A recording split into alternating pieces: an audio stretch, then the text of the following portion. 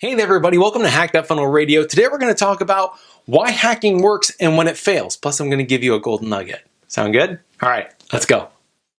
I have spent the last 5 years building hundreds of marketing funnels and systems for over 100 clients, and I can tell you, most of you are skipping the most important part of the funnel build.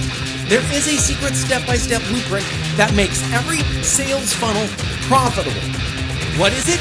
That is the question, and this podcast is the answer. My name is Ben Moote, and this is Hack That Funnel Radio. All right, so this is Hack That Funnel Radio. The whole goal of this entire system is to teach you how to funnel hack and how to hack not just funnels, how to hack ads, how to hack copy, how to hack the customer, how to hack competitors, everything. How do you hack? And I want to tell you really quick a story about hacking, why it works, why it doesn't, plus the little gold coin that we talked about. So, hacking works, period. Okay, anytime you're going to do anything, you should always begin with a hack.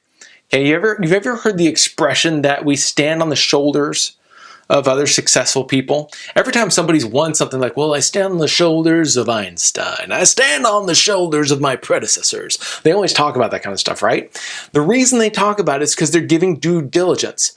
However, us as marketers, a lot of the time we come in and we're like, forget what the market's doing. I'm going to create something epic and it's going to be amazing. And this is my picture. You don't go and you find out, is it working today? Are you selling to people who are actually buying today? Are you using a system that's worked? Are you using ads that work? Are you even in the right platform? You don't look at any of that. You're like, Facebook will work. Rock on. And it's like, we have this weird idea of a business plan. When you get started in business, doesn't matter what you're doing. Doesn't matter if you're doing marketing. Doesn't matter if you're doing operations. We have a weird idea of a marketing plan. We're just going to say, this is going to work because XYZ person sold it to me. But you don't pay attention to the pieces. And a lot of us burn out through it. And you get so burned out that you end up not doing anything. Okay, it's all about information overload. And so the whole goal of this is just to tell you, we all start on the shoulders of somebody else. Okay? Now, when I grew up, my dad would always talk about how great his dad was. Okay? Now, my parents are beautiful. They're spectacular. My mom will always look back and she'll say, you know what? Here's the way that the family has gotten better over time. Okay? My grandpa had these flaws. My dad had less of those flaws and he had his own. Now I have different flaws. I stand on the shoulders of my father, who stood on the shoulders of my grandfather, who stood on the shoulders of my great-grandfather. All of us trying to produce a better generation than the last. That is life. And that's how it works. I'll never forget the summer that I got to spend with my grandpa. And we got to talk, and I got to learn who my grandpa is. I got to work in the area, live with him, live with my grandma. I had a wonderful time. But I got to learn who I am because of my grandpa. I lived with my dad. But being able to stand on my shoulders of my dad, I kind of understood like our family tree to a small degree. I didn't understand the big degree. Hacking is the exact same way. When you start a business, you should start on what's working already. Start on what's working already. Now, when you're an entrepreneur, I got this actually. This is a really cool coin. Let me show it up to you really quick. Let's see if it works. It says Amorphity and it has a flame on it, which means love the flame, love the fire. And it says on the back, not merely to bear what is necessary, but love it. Okay, I love this coin. I can tell you the story behind where I got the coin, but I love the coin. And I love the coin because of this. We all start on this journey of entrepreneurship and we're like, I'm going to go into the fire. I'm going to go in flames and it's going to be amazing. Okay? And a lot of us love the burn until we get burned.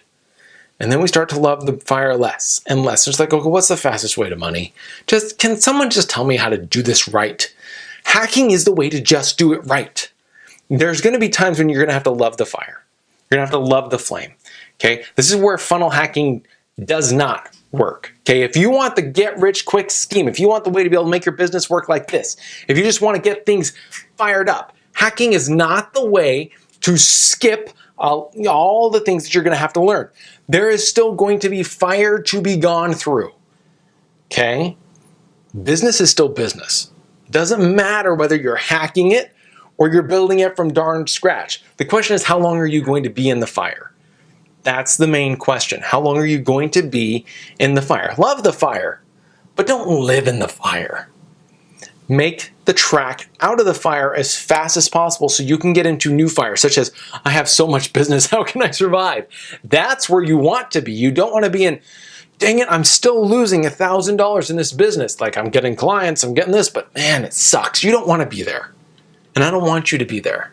So as much as you need to love the fire, in order to hack correctly, you also need to love the hack. Business is all about standing on the shoulders of what's already successful, as well as making sure that you love being a business owner. Okay? All of us are going to be entrepreneurs. We're all going to push and make this thing work. And once it starts to work, then you can be a CEO. You can be the person who reads a book a week and all that stuff. But for now, hack. Hack, hack, hack. Hacking is your custom blueprint to what you should be doing in your niche. A lot of us go out and we buy the course. Ooh, that's a cool course. I need that bonus. Oh! We all do that because it's a shiny ball. And we're like, oh, they figured it out for me. Oh, I don't have to do it myself. Do you know how much easier it is to go and say, how is this person doing this? And reverse engineer it. You'll have people who will teach you how to do it very specifically, step by step. You have super honest, really helpful people that can be super, super helpful. But even when I buy a course from them, I go and I hack. Why? Because I still want the shortcut. I don't want to spend 3 months trying to optimize it and burning in the fire. I'd rather spend a month. How do I do that? You hack. The hack comes first. Always. That's the key. Okay? Stand on the shoulders of success. Love the fire, but don't live in the fire. All right? That's where funnel hacking is successful and where it fails. You want the quick, get rich quick? Hack isn't the way to go.